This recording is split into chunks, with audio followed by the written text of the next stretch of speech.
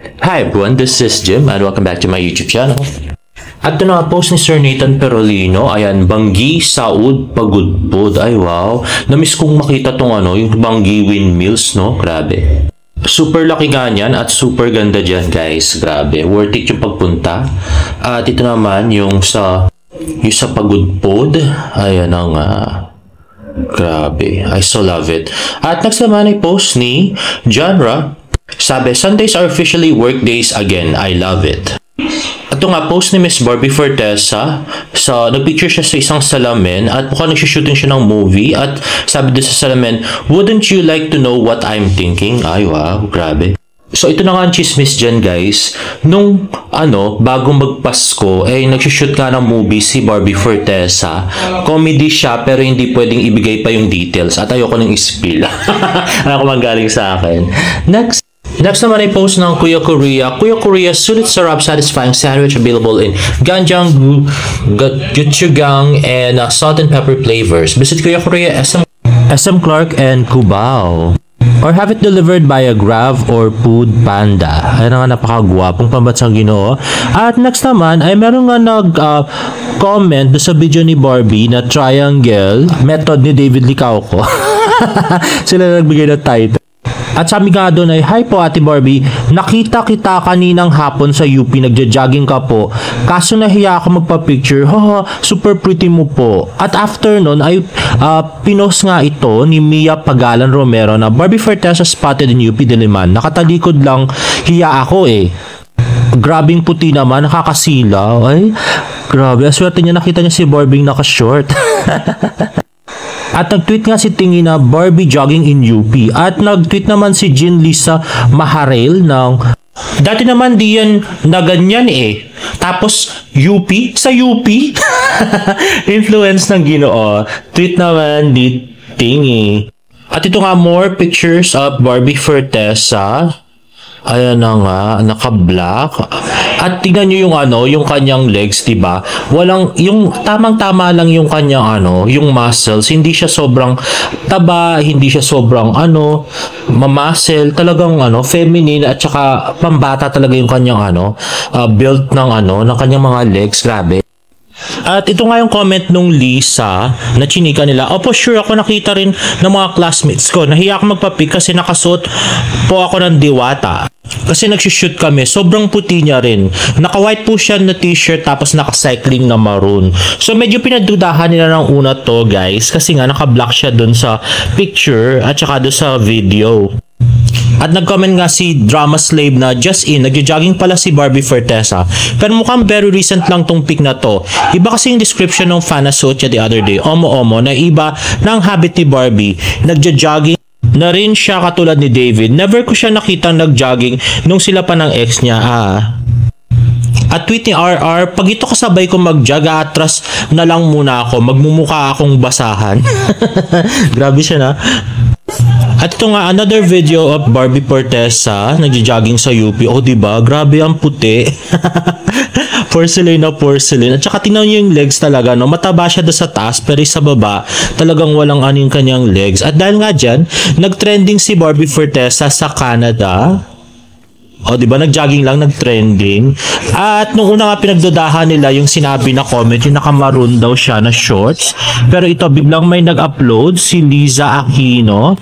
At yan nga, naka-white nga si Barbie at saka nakamaroon na shorts. Pero hindi sila sure kung si Rain Matienzo yung kasama niya or si Bianca. And I'm very happy na ginagawa na to ni Barbie ngayon kasi ang tagal-tagal ko ng fan ni Barbie pero never pa siya talaga nag-jogging-jogging na ganyan. Grabe. So, iba talaga yung influence ni David sa kanya. Naalala, di ba ito nga yung yung unang post ni David, yung date tayo here, yung sa UP. Tapos may paiyak-iyak. Tapos pinost niya naman sa TikTok na I love UP. So, palagay ko, tama yung source ko talaga. Kapani-paniwala na siya. Palagay ko medyo medyo flexing na tong dalawa, si Barbie at si David, no? So, abangan na lang natin kung ano mga mangyayari. At ito nga yung video ni David nung nag-jog siya nung minsan sa UP. Ayan, Wednesday daw. On a random Wednesday, nakita ko nag-jog si David Licauco. So, sana magsabay sila minsan, no? Grabe. Yun ba parang nanonood ka ng shoot nila, like movie or teleserye. Grabe, ang ganda ng visual kasi nila pareho. At next naman ay video ni David Licauco at saka ni Jay Ortega sa Calicrosologo yata ito. I'm not sure. So sa vegan to guys. Ayan, si Jay nag-hi. At si David nag-hi din. Nag-video sila. At yan na nga. At next naman is David with a fan here, nagpa-picture. At nag-post nga si David sa Facebook ng hi at mukhang nasa elevator siya. Siguro sa Manila to, no? O yan, si David. Naka-shades pa. At next naman ay post ni May Claire. So sa Riverside busing San Ildefonso daw yan. Actually may picture din siya with Sanya pero hindi ko na pinicturean. At next naman ay tweet ni Enska, sabi, ganito ba talaga kakalma at kalambing magsalita si David Licauco in person? And attractive, sis, di ko na kaya. Sabi naman ni Angge, yes. At nag-tweet naman si David na, sa'yo lang hindi. At next naman ay tweet ni Miss Girl A2, may Oppo event pala si Uncle kagabi. So, ayan na nga, Employee of the Year 2024 ng Oppo at guest nga si David Licauco. Pero nagtanong ako dyan, dun sa nag-upload ng video guys. At sabi niya, eto, si Ryan Tresplacios.